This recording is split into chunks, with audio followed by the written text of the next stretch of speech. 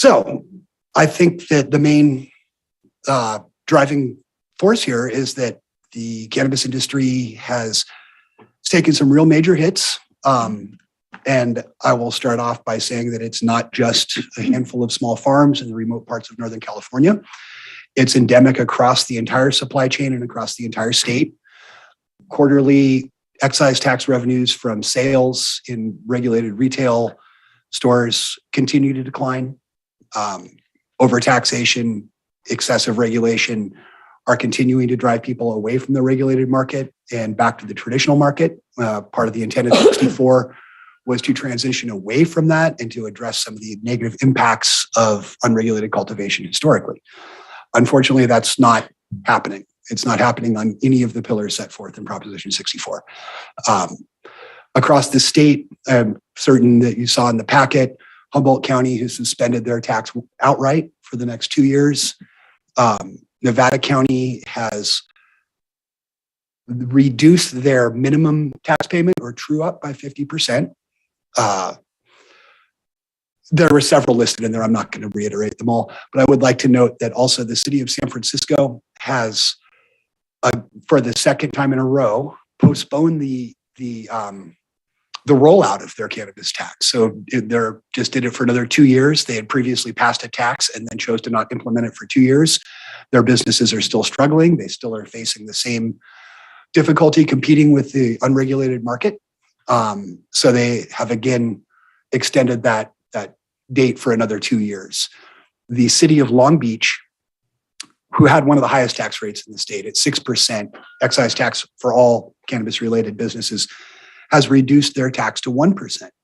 And they found in the first year of that reduction, which I think maybe it was in 2019, they were one of the first to do it, that they actually had a net increase in tax revenue because they were able to compete more efficiently with the unregulated market.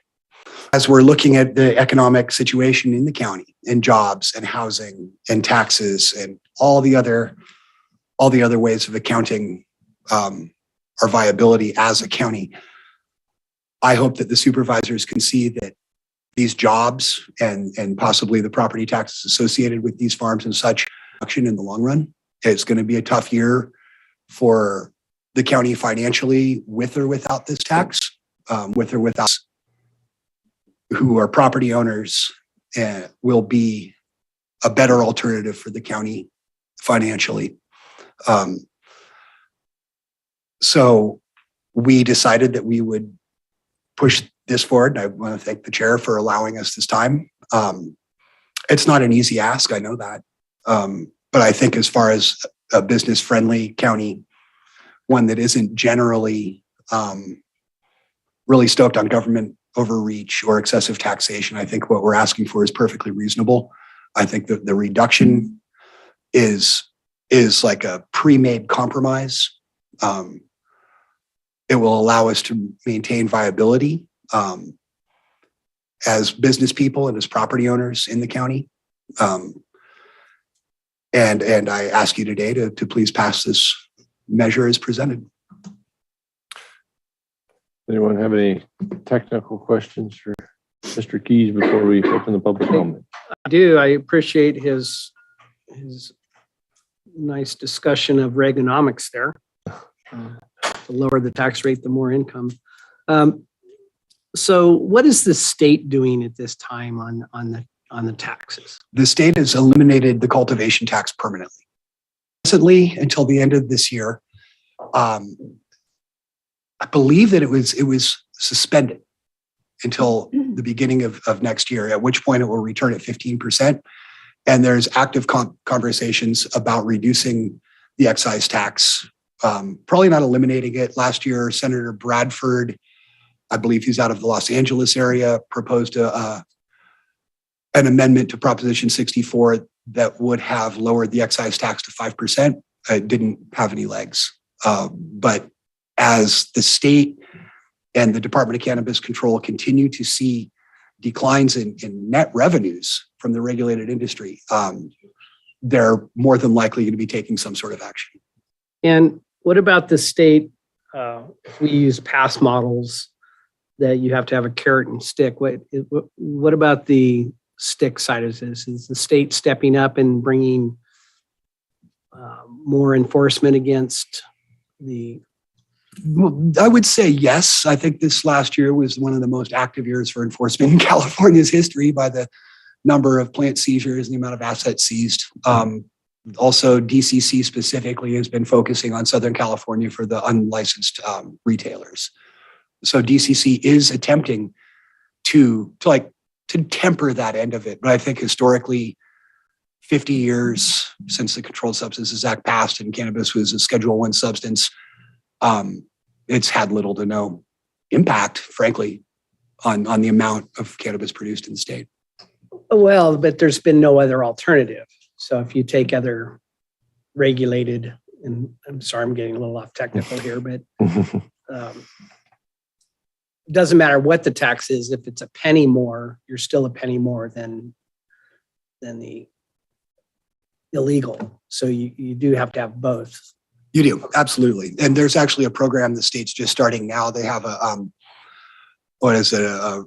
request for comments out on a statewide program that's intended to essentially promote the regulated industry. And they're looking for comment from all sectors on what sort of language, what sort of programs they could run that would try and assist people into joining the regulated market. And there's also, I don't think it's been signed yet, but it's highly likely it will be a $20 million allocation to local jurisdictions who have yet to stand up retail to help them cover like their bureaucratic costs of standing up retail, and to kind of offer that as a carrot. We're in the same position where about 60% of the jurisdiction in the state still do not have permitted cannabis retail. All right, thank you. Any other technical questions? Yeah, Adrian, thank you very much. I have a question about the last paragraph in here. It says full rate reduction 50%, and sunsets in 2 years. Is that because in 2 year mark you feel that we will have a full operating cannabis program here and we will be up to? I would say that's part of the intent there. I think another part of it is and maybe this is a technical question, maybe it's opinion, but I feel like in your presentation, you've given both technical and opinion. So if the chair allows it, I would ask the question, what would you say to those business owners who say, when our market waxes and wanes, we still have to project and stay the course? The Schedule I regular business loan opportunities we don't have access to hasn't been very level. You know, we have a lot of the types of regulations and these sorts of things that we're having to deal with come our historic legacy of prohibition, and prohibition is over. And now we're still being forced to operate as if we were criminals with the type of scrutiny and essentially what is the sin tax. That's regard the taxes on cannabis, similar to taxes on sugary sodas. Those exist. There is what was even run as a sin tax because you are consuming a substance that may cause, further to do the same thing, or we're just going to be outcompeted by the unregulated market. Incremental. Adrian, thank you for your candor. And I know I'm asking hard questions, but I appreciate that your willingness to answer my questions is creating a public conversation that I think is needed. And so with that, you can certainly decline any question I ask, but I would further ask you, what would you say then to those that say, when your statement was the small business loan opportunities, it hasn't been a level playing field, what would you say to those businesses that had to pay for their own CEQA analysis, and yet growers today are receiving, as was reported today, it started estimating at about $25,000, I think was reported, 10,000? 3 to 4, I think. So we went from 10 to 3 to 4. provided. That was the local jurisdiction assistance grant.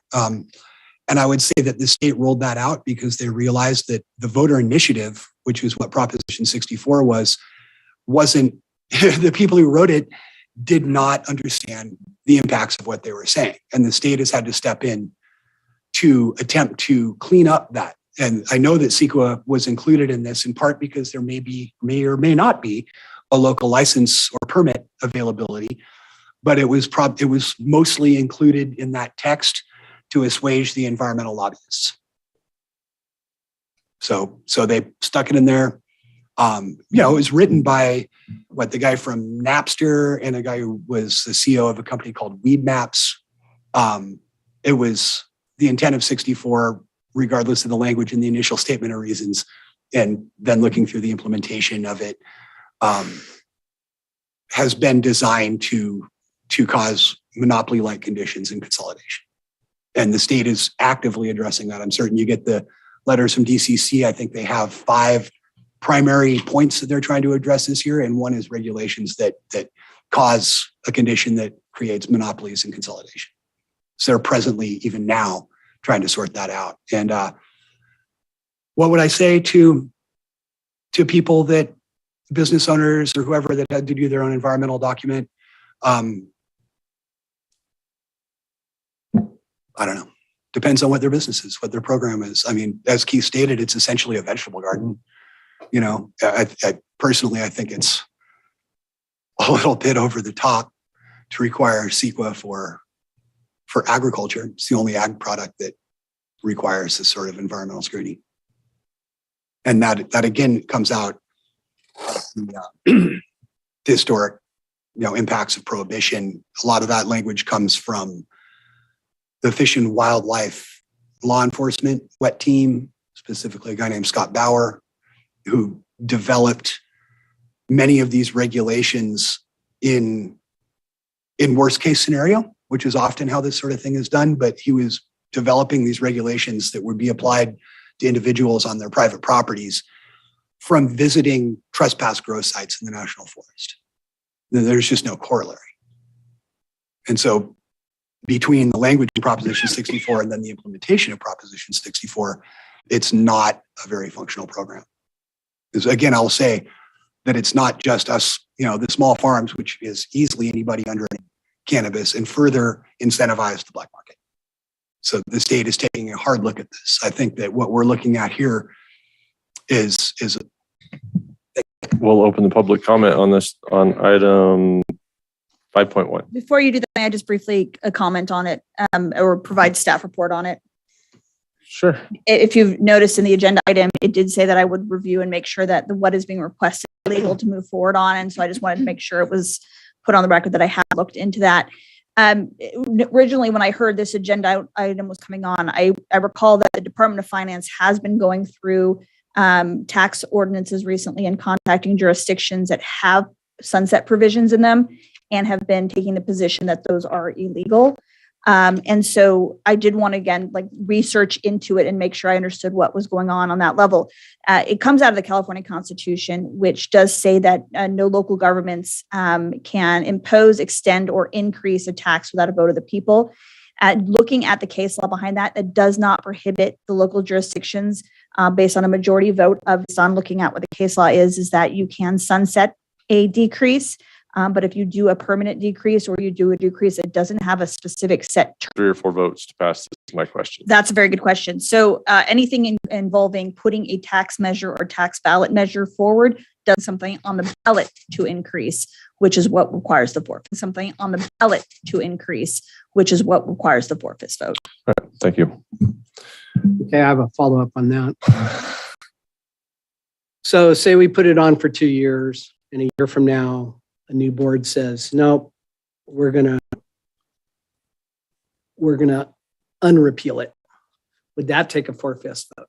No, that would not be allowed because again, that would be an increase. So once we do this, it has to go to its full 2 years. That is correct. whatever date we put on it. And again, the law is very clear. Anything that in practical terms would increase it would require a vote of the people. So you're not increasing, you're just suspending collection of it for a period of time, a set period of time. Okay. And not necessarily suspending, but Reducing. right. Correct. And that would be, again, anything that's reducing it whether it be full amount or partial amount, I'm referring to them the same. Yeah, okay. All right. So I will open the public comment on item 5.1. Do we have anybody in the room that would like to speak before some of the hands that went up on Zoom?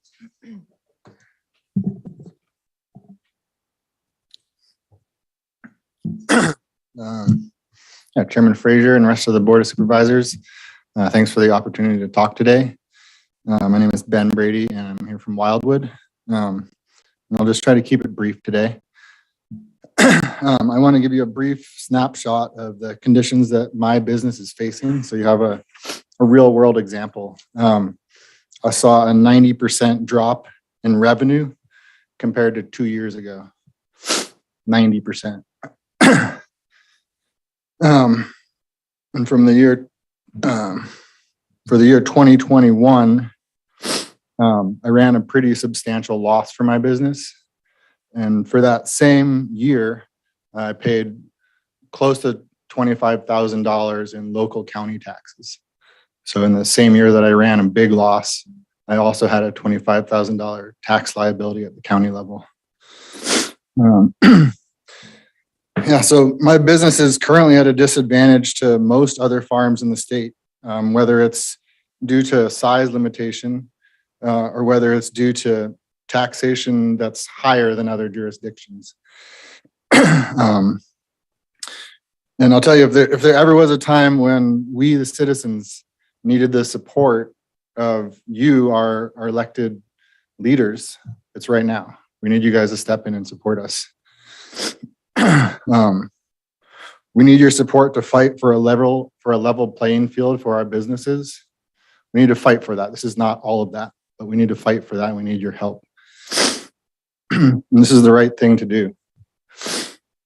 If you look at the numbers, it just is a pretty straightforward situation. So please take action today. Please take the action today that was outlined in TCA's letter to reduce the full cannabis tax rate by 50%. Thank you for your time. Anyone else?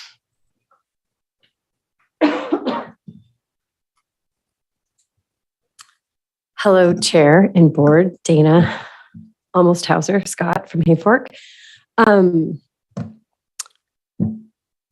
Chair, is it okay if I respond to some of the questions that were brought up in the...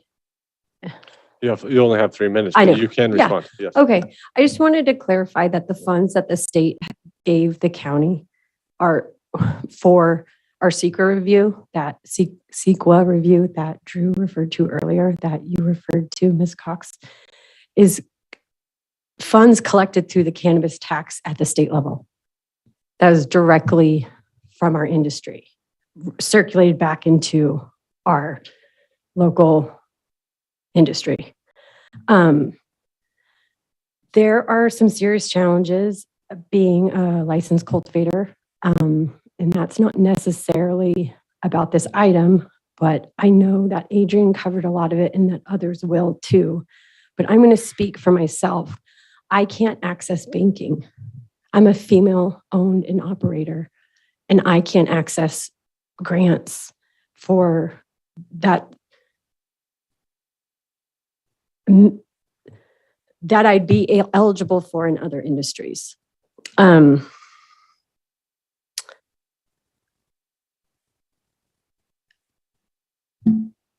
I advocated to pass this tax, and the market was different, and I believed in it. I still do. I hope we get back to the point where we can be at the full rate where it makes sense and it works for our businesses and it promotes positive impacts in the county and all of that. I would love for the future to earmark this tax with another tax measure for schools and fire departments and parks, whichever. But right now, our industry, like I just turned in my refund for one of my CCLs at lunch because I cannot operate an outdoor business in this market. And I will stay limited to my one CCL when I get my CEQA document approved. I know that you've heard me personally say how hard it has been for me, and it has been really hard. And this tax gives me a little bit of hope that I can make it longer down the road once federal things change federally, and once our tiny little farms, like I have a 500 square foot indoor. The only chance of me surviving is with programs that don't exist right now. And in order for me to get there, I will need a reduction in the local tax to even stand a chance. Cutting the full rate in half does not mean we're going to survive, just so you know. Thank you.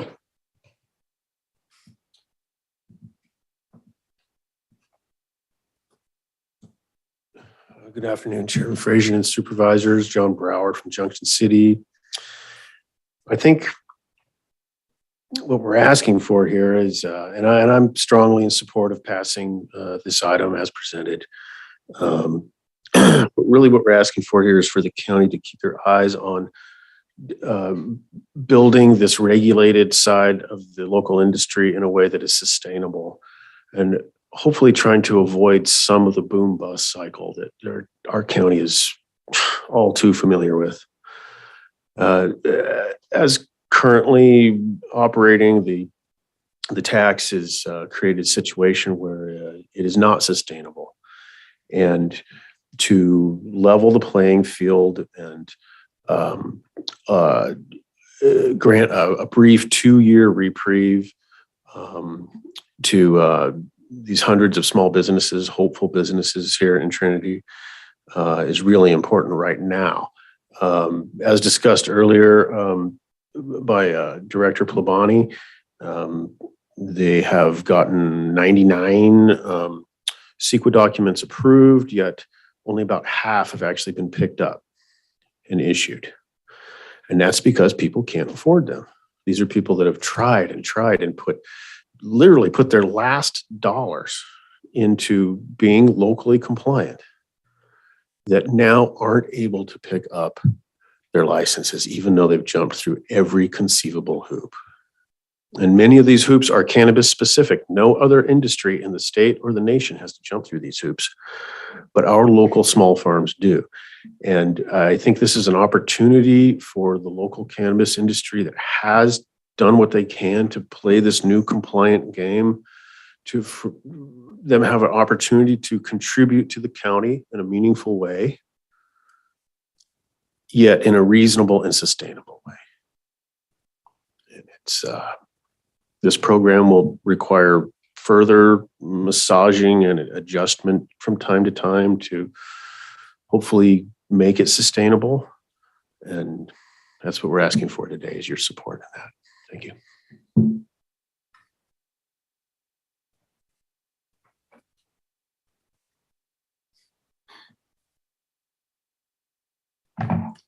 Good afternoon, Chair, Supervisors, Ryan Tarbell here for. When we brought forward this tax measure several years ago, the market was much different than it is now. We came forward in a good faith effort to really try and support and give back to the county. And now the cannabis market is much different. As a little snapshot, back when we were writing this tax measure, I was receiving over $1,000 a pound.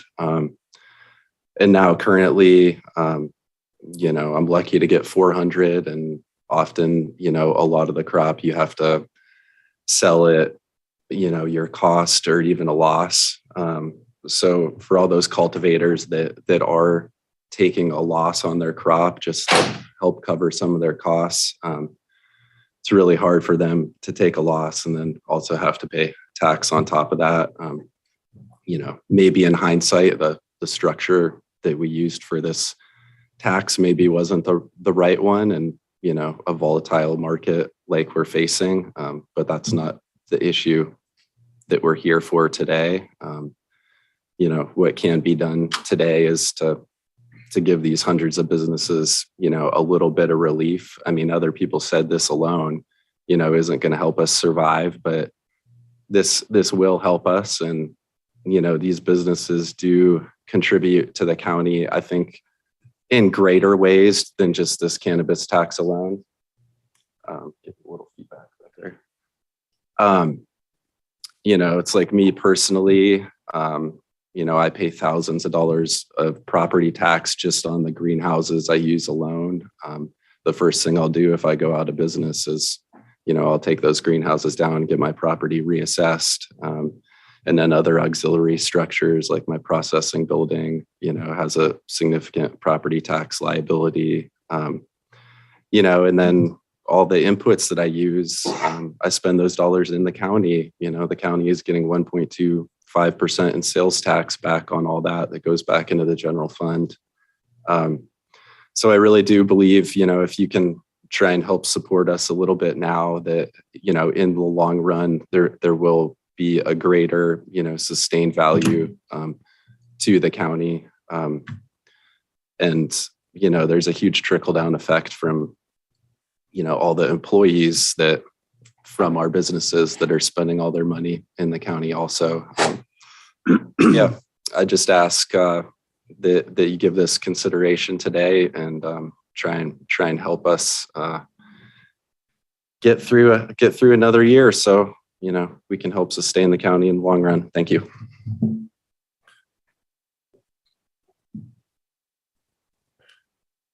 Any others in the room? All right. I know we have some on Zoom. Liza. I think that's Lisa. Lisa. Liza, can you hear me? Yep. Yes, Go ahead. go ahead. Great. Hi, Liza Wisniewski, Junction City. I've been a licensed cultivator since 2018. Thank you to the board and staff. First, I would like to say there's been some positive movement in the program. More licenses are getting issued. The communication with the cannabis department has improved, and the new local equity program is an exciting addition.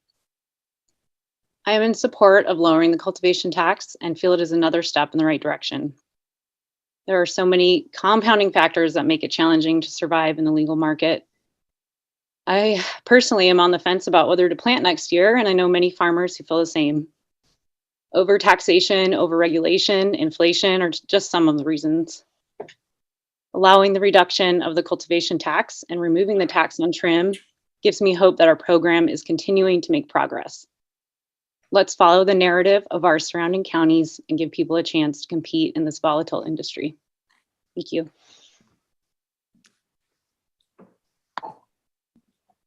Steve Lyon. Hi, it's Steve Lyon, Junction City. Thank you guys for getting this item before the board today.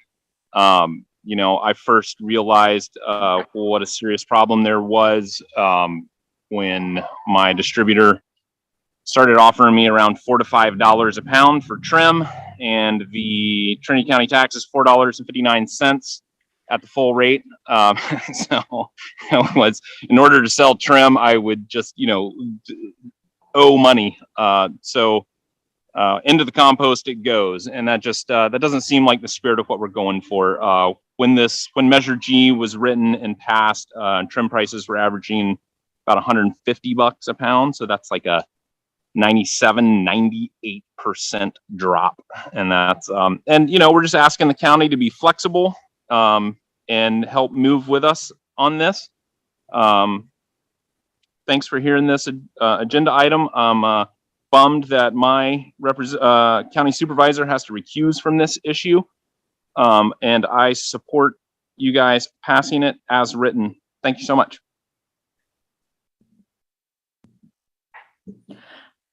Matthew Jefferson. Hi, Chair and Board. Matt Jefferson, Coffee Creek. I own and operate a business. I think more, at least from my opinion, what we're asking for is we're asking for some help. Cannabis right now is a brand new emerging market that has not matured. And when I was getting $900 a pound, I guess just to say, I fully support the tax. I was a proponent of it. I petitioned for it. But we need our market price to stabilize. And there's so many volatile factors right now that are throwing it around that are nothing to do with Trinity County. We're just asking for some relief and a little bit of support for a couple years, you know. I personally would say that you should try to pass this and you should wipe the tax completely for the next 2 years. Just to put I just want to give you a perspective of I'm a wholesale outdoor grower, started in 2017, and just to put some numbers out there. From 2017 to 2020, I got $900 a pound for A buds. In 2021, I got zero. This year, I've been getting $475. And it's got to be amazing. Just the standards of the market are so high. So it's it's changed too, that it's a huge unknown now that if we even know if we're going to sell our whole crop. So even when I'm, the cost of production for my farm is $200 a pound. So even when I'm saying that, oh, I'm getting $475, unless I sell my whole crop, I'm not making any profit either. I don't know. I'm not trying to ramble, but I am rambling. But we're just asking for a little bit of help and support. It's really hard in Trinity. It's hard to even get a distro up here. It's really expensive to get a distro up here. I think that in the next couple of years, we'll have a distro open in Trinity and we'll get past some of those struggles. Right now, my business is so tight. All my employees have been fired. I'm the grower. I'm the manager. Me and my wife harvest it. That was the only time we could hire 3 people for 10 days. This will give a perspective to other growers, but for the past 60 days, I've been trimming. And I trimmed 100 pounds of weed by myself because that's the only way I'm going to make money. So, well, my time is up. I hope you guys can pass this. But thank you. Have a good day. DeAndre Caldwell. Hi, DeAndre Caldwell Johnson of Weaverville. When industries are failing, and what we see at local and national level is that they receive subsidies and help from their local or federally ran entities. And I think at this time, cannabis, our industry in this region needs assistance. And we've seen that assistance from the state level where they've suspended the cultivation tax altogether. And I believe that our county should follow that and do the same and suspend the tax fully, at least for a sunset period, to allow relief to the local cultivators. Thank you all for your time in hearing this matter. Lisa Wright.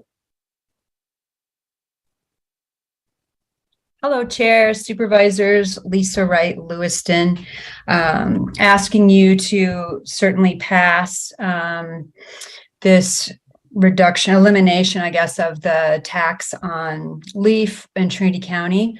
The farmers came forth and they're unique in this county. I don't know any other industry that has come forth and asked to be taxed at a local level.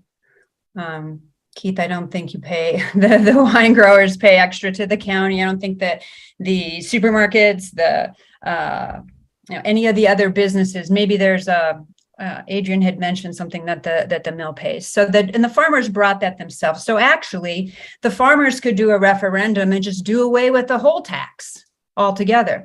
But what we're asking for is just some relief on the leaf because it doesn't make any sense.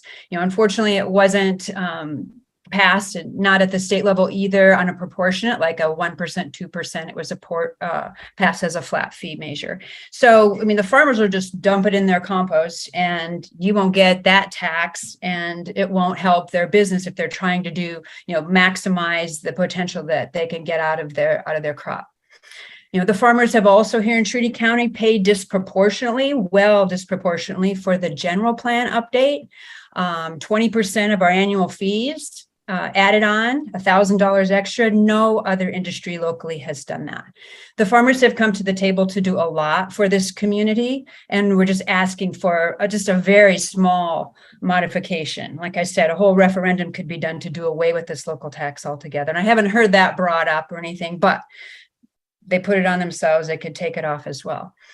I was an economic development director in a small community in Iowa for over 8 years. And we offered all kinds of tax incentives for new business that wanted to locate in our area, tax increment financing, a reduction in state taxes. And here you have an industry sitting right here that's just asking for a little bit of help. And I don't see any other industry that's banging on our door wanting to come here while Trinity continues to struggle, right, financially. Businesses throughout the county have been impacted and have felt the results of the depressed market. So we're just asking you, waive this little bitty part of the overall taxation for the farmers. It's not going to do a lot, but it might help them a little. And given the economic contribution potential of over 300, 400 small businesses, I would think this would be a no-brainer, and we shouldn't even have any discussion to the contrary. So I'm asking you to please see things that way and pass this today. Thank you. Carla Avila. Good afternoon, Chair Frazier, Board of Supervisors. This is Carla Avila from High and Palm and Executive Director of Trinity County Agriculture Alliance. We want to thank you for agendizing this very critical item today, and we come here to ask for your support of feasible, sustainable, and long-term tax revenue for our county. Should be based on an ability to pay, because you want to see that revenue coming in. So taxes are supposed to be designed inherently with success in mind. We had a lot to learn. Admittedly, we may have been a little naive. This was the first tax measure that we've ever drafted and put forward. We worked very hard to pass it, and we do believe in our industry supporting our county. But in a period of severe market downturn where market prices are frequently below the costs of production, and there's data in every county showing this, especially Humboldt, Trinity, Mendocino, Nevada County, farmers are struggling to pay a tax on a loss. In the long term, however, we do believe that the outlook for Trinity County cannabis, the long game, remains strong. And we're in it for the long term, or we wouldn't be patiently waiting in line for years to pass our CEQA, knowing that we are now commodity farmers like all others, except for not treated the same as other agriculture. But in stronger or simply more stable market conditions, our cultivators do support our county with millions of dollars in potential revenue every year moving forward. The proposed reduction today, sunsetting in 2 years, provides a stable, sustainable, feasible tax base for the long term. We need your support on this reduction so this can make the greatest immediate impact of relief by helping bridge current market conditions while building stability for the future for the industry, all while keeping monies flowing into our county coffers at the tax collectors. As we do the long-term work, and we know there's a lot of work at the federal and state level on policy, and as farmers struggle with the many severe overproduction crisis, we ask for this crucial support to realize our long-term vision for a localized, sustainable craft cannabis industry in Trinity County that brings millions in revenue for the long term. We need to sustain a long-term vision, as we know, and you know better than anyone, that this is a long game. We are just starting to see licenses come back online. I imagine it'll take the good part of the next 2 years to see most of our previously permitted farms back in operation. And these farms will have to re-enter the market during this state of crisis. If we don't rectify this tax measure, I feel that we will have a much harder hill to climb and recover from than if we just make this feasible today, rather than jeopardize the future of this viable revenue source. We can adjust it temporarily, and we can all be on Team Trinity for the long run. We're going to win the long game. Thank you. Patrick.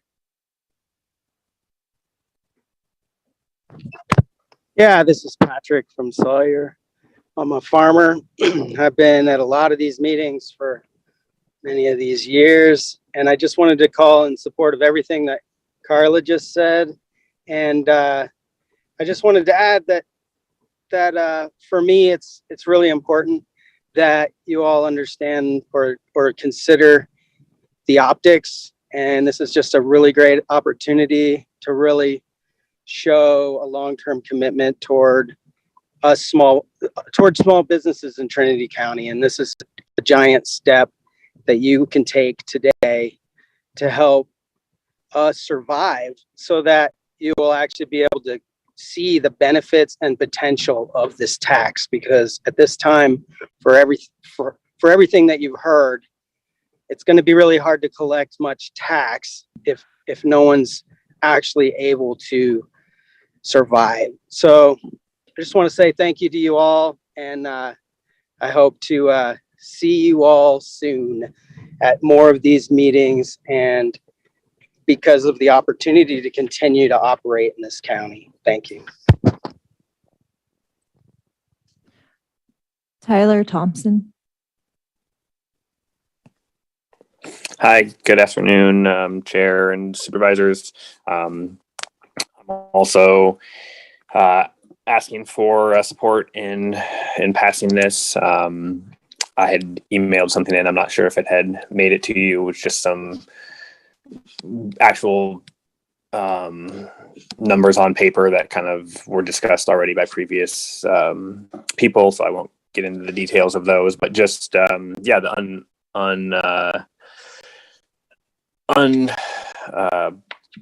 discussed potential of long-term businesses, I feel like is being discussed more so now in cannabis than it has been in the past here, and maybe even thought of by some people that are in the industry, looking farther down the road instead of just year to year.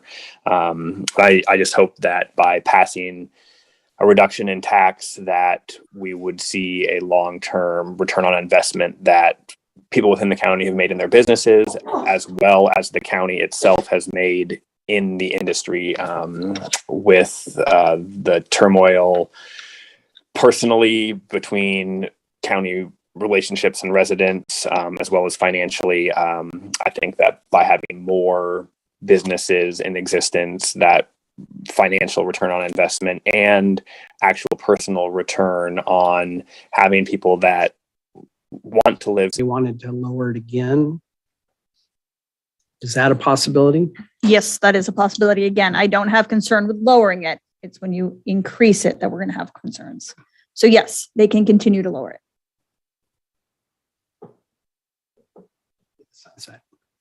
Correct. And again, the way we're going to phrase it through our motion, which is going to have the same effect, but it's going to be suspend collection of it for a period of 2 years, we'll say. And that again will allow us to resume collection as opposed to increasing it or implementing, which are not allowed. Okay. Now I'm going to have a follow-up on that, because you said suspend it, but our proposal is to reduce it for 2 years. So I just want to make sure that if the motion is to suspend it, that's fine, but we can reduce it for a certain period and then have it come back. I would like to make a motion to pass 5.1 as stated. We have a 2-year sunset. That's stated in there. Good enough.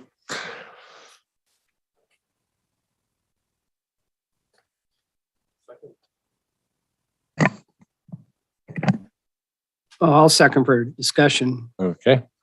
So, Margaret, the intent by the presenters was to lower the flower for. Does the ordinance as presented to us do that?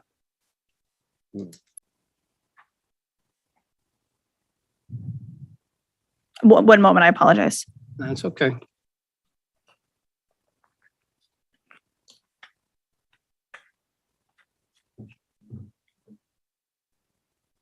So I did review this prior to doing the research. I wouldn't recommend doing it this mechanism. I don't believe you would need to do it by ordinance. I believe we could do it by minute order or resolution. And again, I would look to have it as opposed to eliminating it. And this doesn't make it very clear how the modality is that we're going to suspend it. So I would recommend doing it, as I said, a motion to suspend collection for a period of time. And you can use those numbers are fine. Then, and the numbers that are presented will be, there's no way that that can be interpreted that only the top tax rate gets lowered 50% and everybody else stays the same. I think you've created a very good record here today. Okay. Just want to be sure. And so we're going to say suspend part. Correct. Well, it's your pleasure. So But that would accomplish what? That would accomplish what the motion of, I can't remember who made the motion, but it's Gogan made. Correct. But she's also recommending that we don't do it by ordinance, that we do it by resolution. Correct. So technically, we don't need to do by ordinance, and why I want to make sure to be very clear.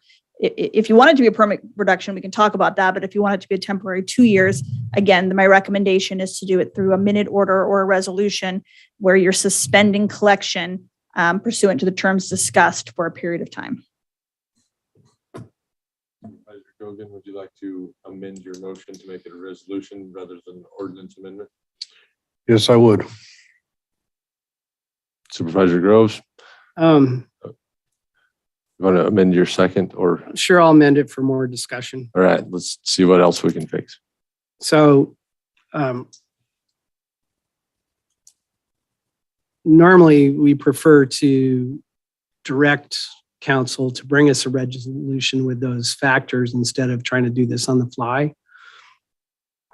So we can all read it and make sure everybody, the public and us are fully on board with what we have. Secondly, I want to bring this up, and I'm not kind of sold one way or the other, but a 1 year, doing it for 1 year and then having the industry ask if there's no changes to renew it for another year might have less risk to us. I mean, I could go the 2 years. I agree with Adrian that unless there's something very interesting going on out there, I don't see a huge shift within a year's period. But I just caution that it's been pointed out to us, once we do it for 2 years, that's it, 2 years. So it's possible, they could come back to us and say we need to lower it again, or even if we did do it for 2 years. So that's just food for thought. But I would request that we give the direction to council to write a resolution, whatever we have that, and then bring it back to the next meeting to move forward on. Would you like to put that in the form of a motion? Well, with a date certain and all that? I don't know if we've totally agreed on what the numbers are, and so continue discussion and then. Well, yeah, I think we need to lay out what numbers, if the board wants 1 year or 2 years, and then we can put that out there, and then I'll make a motion to carry that. So, okay. So are we? My understanding, it doesn't seem to be a lot of disagreement on the number that cut the 2 in half and eliminate the 1, and understanding that that's across the board on every level. So if somebody pays 25%, they'll be paying 12.5%, or not percent. But that's the dollar. It's all set in dollar rates. We probably wouldn't have this issue if it was a percentage, because their revenue would have went down a lot. So, yeah, I'm okay with the numbers as presented. Do we have any? I'd like to see it written as a 1 year, just so we have the ability to revisit it. Everyone can revisit it. I think there's safety in that, in bringing it back written makes sense.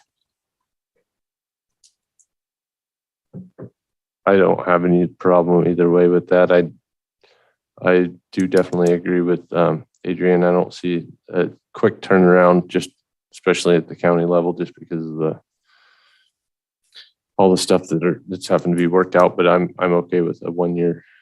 Two, just knowing that in the back of my head that we'll be revisiting it next year. I really imagine that they'll be back. So, but I'm fine with that. I would like to keep it at 2 years. I don't see the market turning around in 1 year. It's just not going to happen, especially in Trinity County with the amount of licenses that we have going out, which is getting better, and I'm very happy with that. I just don't want to sit here going, we know we're going to revisit this next year, so let's revisit it next year. It's going to take 2 years, in my opinion. So I would go for the 2 year sunset clause.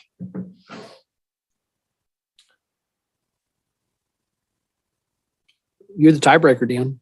I said I'm with you. I'll flip a coin either I don't way. care either way. I mean, I do think that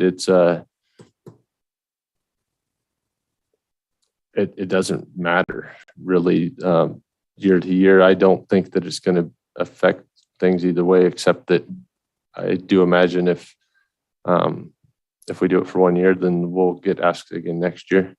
I kind of imagine if we do it for 2 years, we might be being asked in 2 years, because I really see this as a long game. I don't see major rebound in the next 2 years even. I see people hanging on for a while. Well, the other component is that if you ride it for 2 years,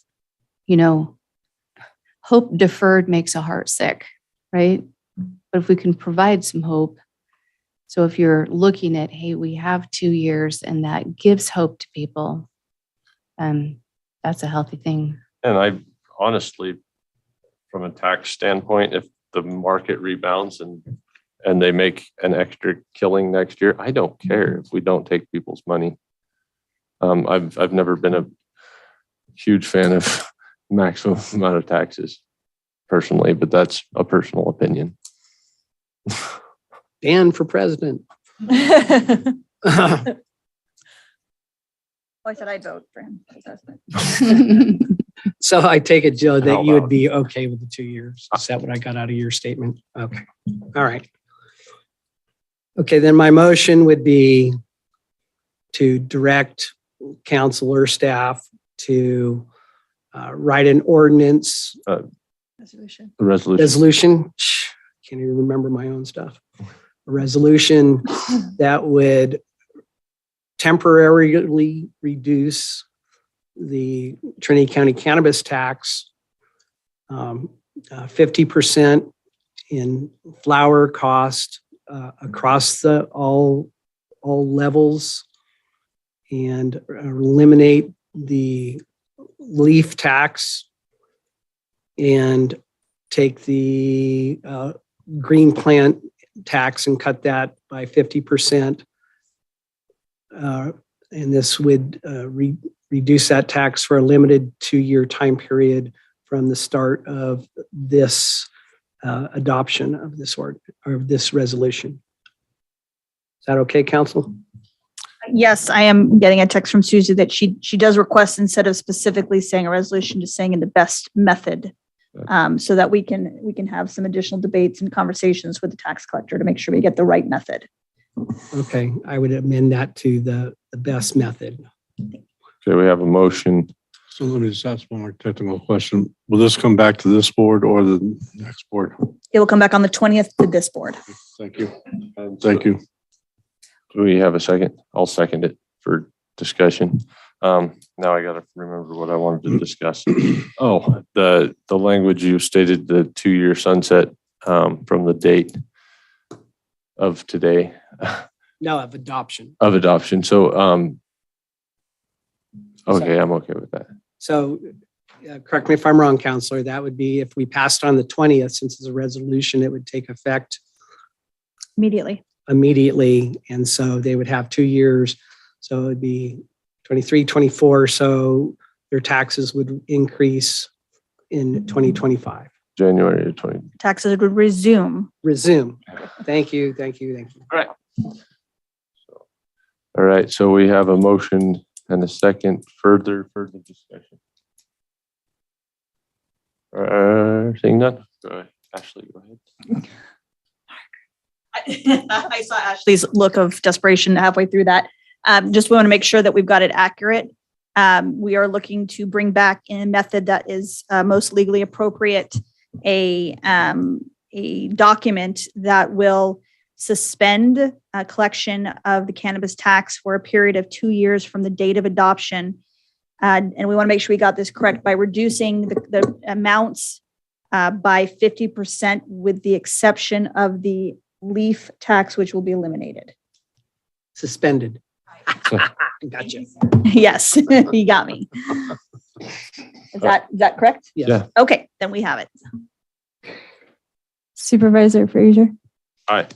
Supervisor Groves, Supervisor Cox, Aye. Supervisor Gogan. Aye. Council, did you text Supervisor Brown? Well, right now.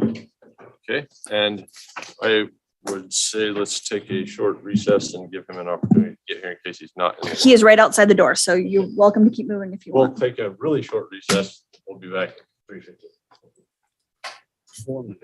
Dang, Which means you can't leave because you can't walk out in 4 minutes. Get up. Yeah, but he won't make it out of the room. I'll tell you. You're fast.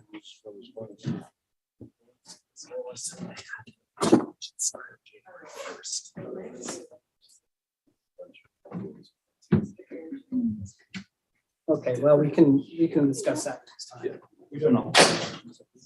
All right. Okay.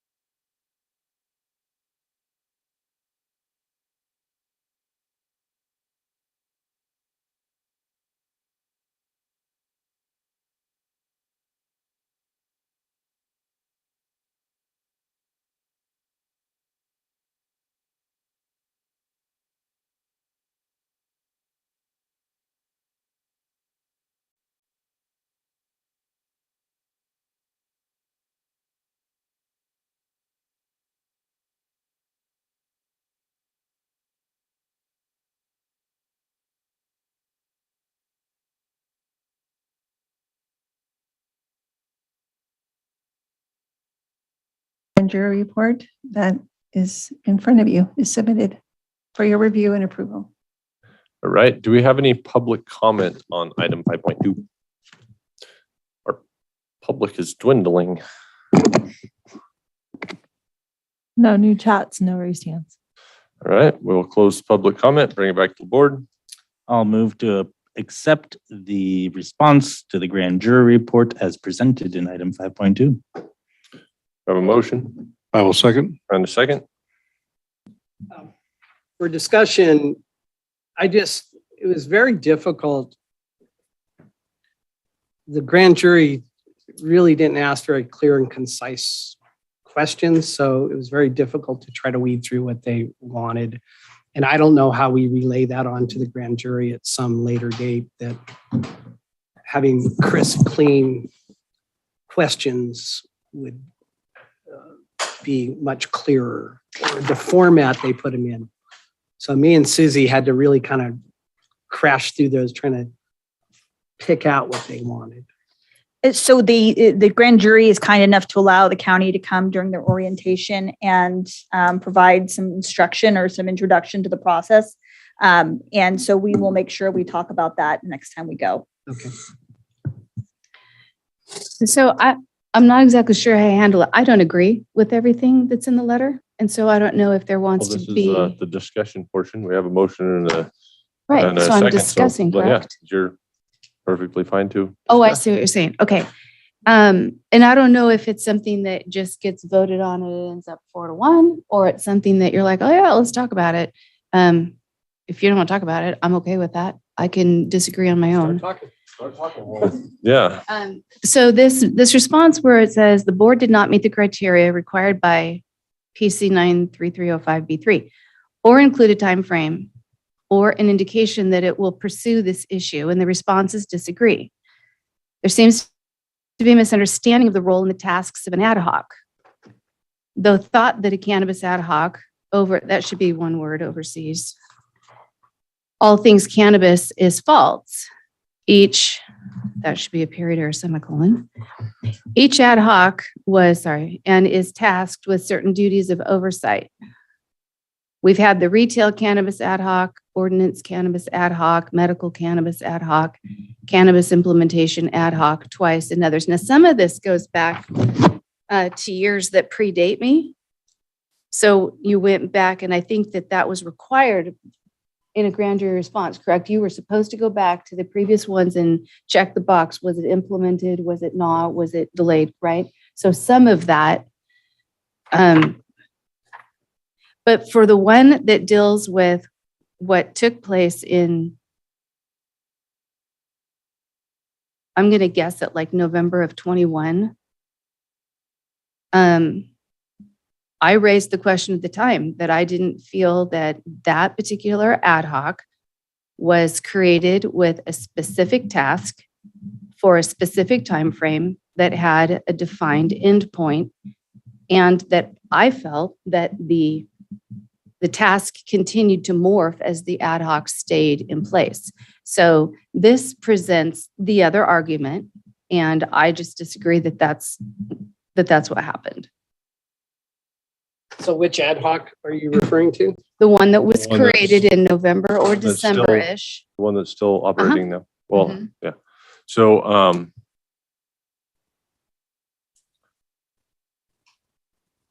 mean, that's in my reference there, that's the second implementation of the of the cannabis. ad hoc. That was our role to implement. We stayed out of ordinance writing, which we've several times had referred that's out of the ad hoc's realm. Like today, I recommended that maybe you should look at that.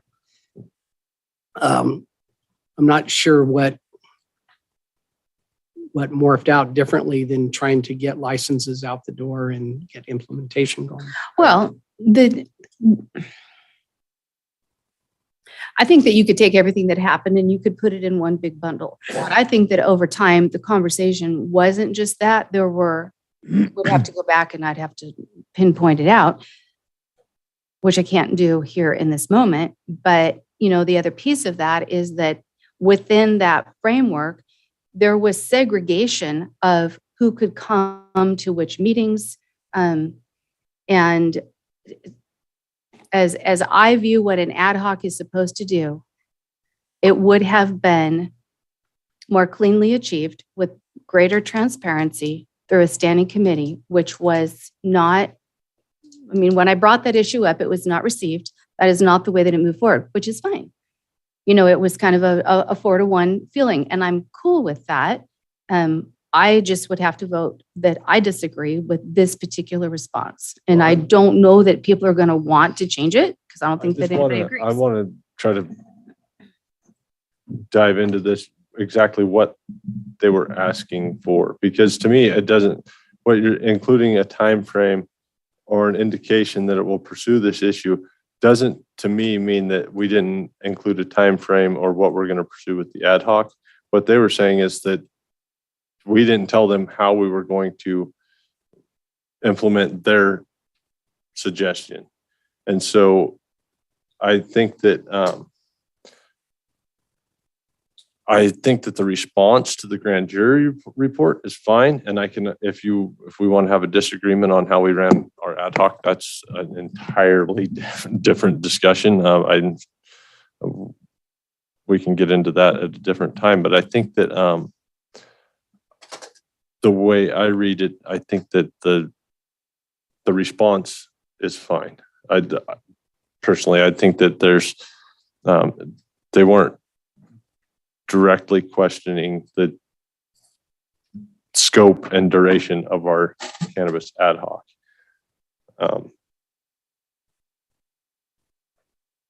Well, it does say the 2022 grand jury determined. Let's back up. So Keith, where's the statement that you're actually responding to? Is that what you're saying? That's the hard part. Yeah. Right? That they don't have a specific issue. And so I went more general on why not a standing committee.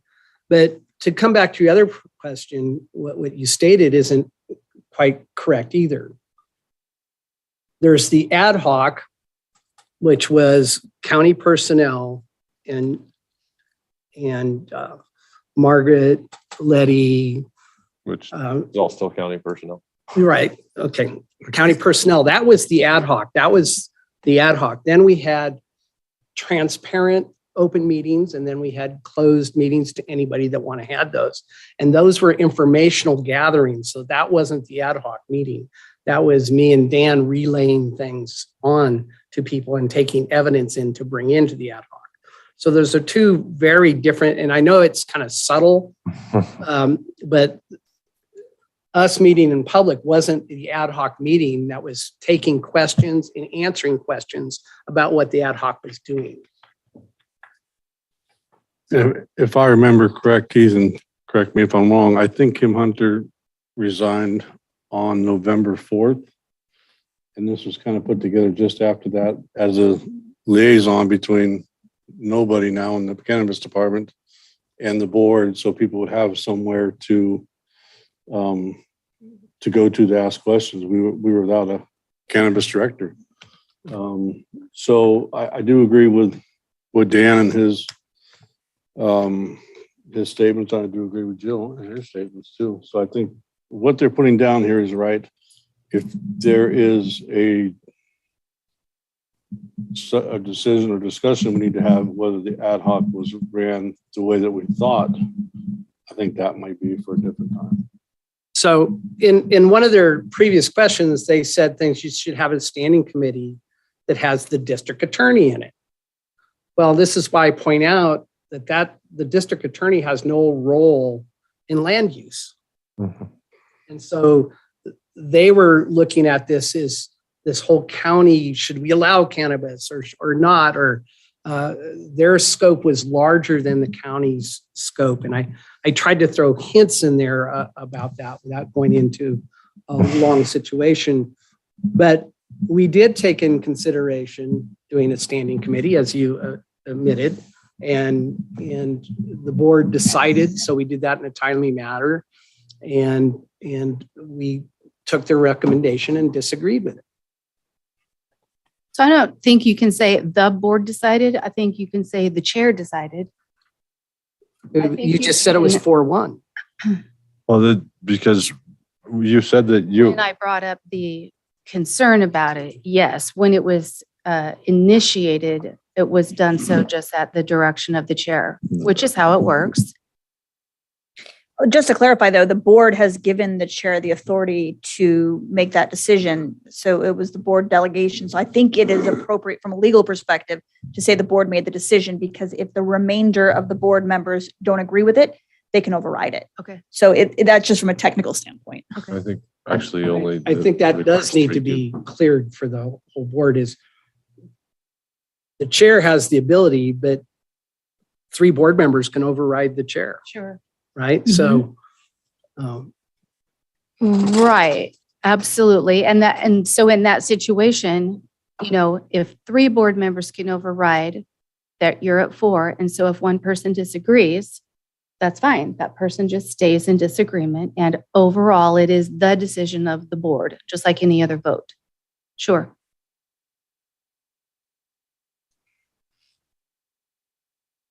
And the way I read the grand jury report was saying that we didn't, or the board didn't establish an open, transparent standing committee by September 2019. That was what I saw the recommendation as. And the response from the board was, okay, and then the board didn't do that. And the reason was we did it a different way. So it's like. So in this, why I put it that way is so originally the board said, yes, we're going to do that. And then it comes to the board and we changed our mind. Are you talking about this one from 2019, this response? Or Well, it started in 2019 and then it's still an ongoing issue. because again, these are different statements that you're having to respond to with one of those 4 responses that are different. They come from different periods of time. You've been asked to go back and say, some of them were, we will implement that. And now you have to revisit it and say whether or not you did and how you did. So this particular one, why did the board not implement a standing committee in 2019? Well, that's very different than what I'm talking about.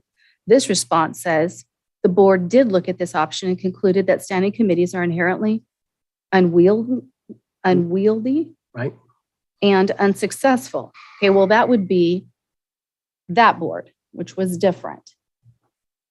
So that's fine. That's not my concern. What mine is when we look at this scope right here and these bullet points, in December, this one, the board formed a cannabis cultivation ad hoc committee in November of 21. At the April 1922 board meeting, questions were raised whether the current cannabis ad hoc committee is acting more like a standing committee. I raised that. Right. I was overrided, which again, it's fine. These are their findings and not their questions.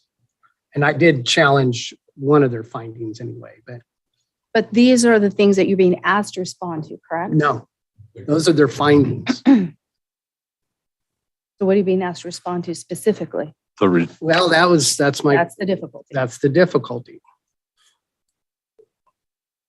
And here we did not meet these requirements in the time frame, and that's their question.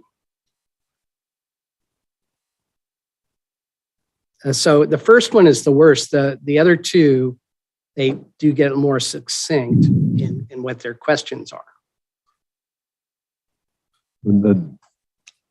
I think it's one of those things that's just so difficult to respond to because it is differences of perspective. Yes. And well, their basic feeling is that we didn't do a standing committee. And the very first response years ago was that we agreed to that. We said, okay, yeah, we dissolved it. We agreed that maybe we would form a standing committee. And then later on, we changed that. So this is my question that I put in here. If the board changes its view on what it told the grand jury, how do we relay that onto the grand jury? And someplace in here, is down here. So we changed that to will not be implemented. It is unclear what process needs to happen in the future related to changes onto the grand jury, that we will follow those rules. So they made a finding, we responded, and then years later, 3 years later, they come back and say, why didn't you do that? And then it's like, well, How did we tell you we didn't? Because we voted we against went it. through the process and we changed our mind. And so partly is COVID in this, that we haven't had a grand jury response in 2 years. Mhm. Okay, I understand. Clear as mud, though. Well, I mean, what's clear is how difficult it is. Oh, yeah. And that there needs to be a better process and better communication. Better. And maybe some shorter check-in points in time. Maybe at such time that a decision is made differently, well, then that gets communicated. Maybe for them and their discussions, that then checks a box to say they don't need to further discuss or figure out how they're going to. Well, in the end, my note is that they would have called in the longest standing member of this to testify from them, then maybe they would get Yes. the information I like that and we too. wouldn't have this miscommunication. But I was never asked to testify, and I don't know if Dan was or not, but. No. And so if you don't have Dan or me testifying to the grand jury on how ad hocs are working, You don't have all the information. I don't think you have. Well, you don't have every perspective. Yeah, you don't have a good the ability to get misinformation is right. Yeah. So. Okay. All right, we have a motion and a second. I don't remember who. That's why Ashley gets. Ashley does. All Are right. you guys ready? Oh, I do have it. Supervisor Gogan, Aye. Supervisor Brown. Aye. Supervisor Groves, Aye. Supervisor Cox. No. Chairman Frazier. Aye. Okay. Human Resources, item 5.3. Pursuant to Trinity County Code Section 2.60.140A, authorize hiring candidate number 513786613 as a mechanic 3 at range T208, step E in the Department of Transportation. Approximate cost and salary and benefits per month for mechanic 3 at A step is $7,168 and at E step is $8,482. Letty. Okay. So the Department of Transportation has found a candidate to fill the Mechanic 3 position that they've had vacant, and they were fortunate to find someone that has 40 years of experience on heavy equipment repairs. So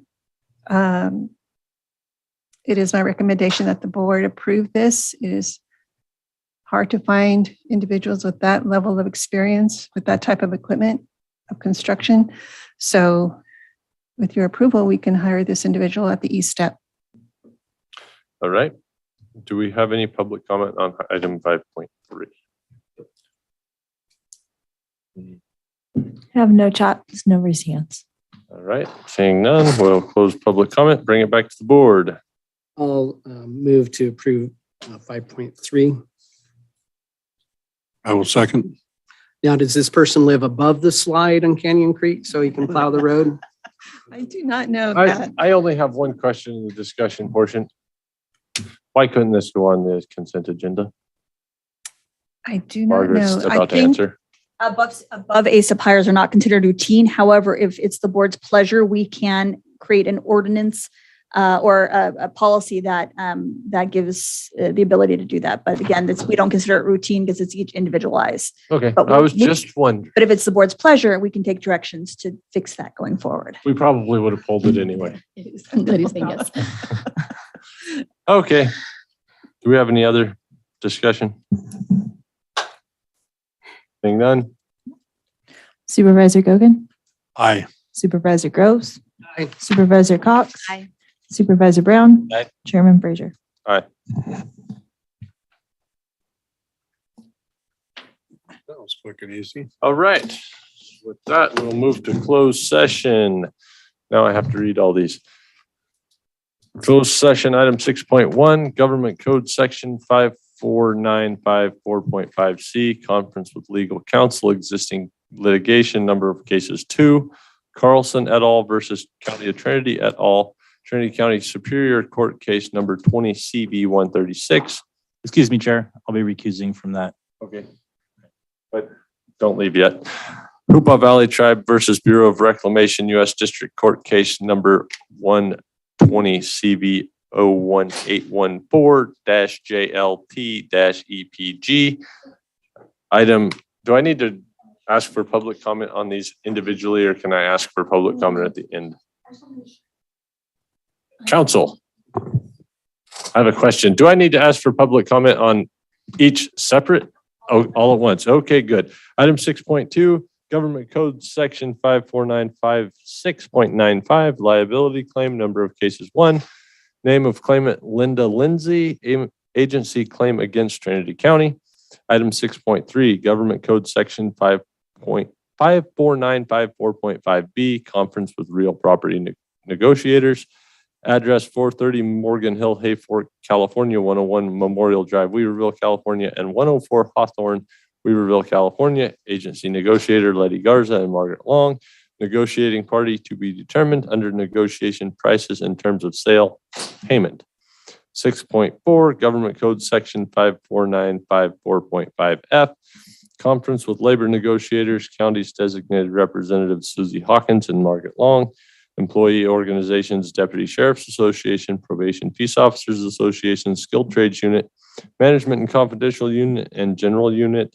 And item 6.5, Government Code Section 54954.5E, Public Employee Appointment, County Administrative Officer. Do we have any public comment on closed session? I have no chats and no raised hands. All right, with that, we will go to closed session. And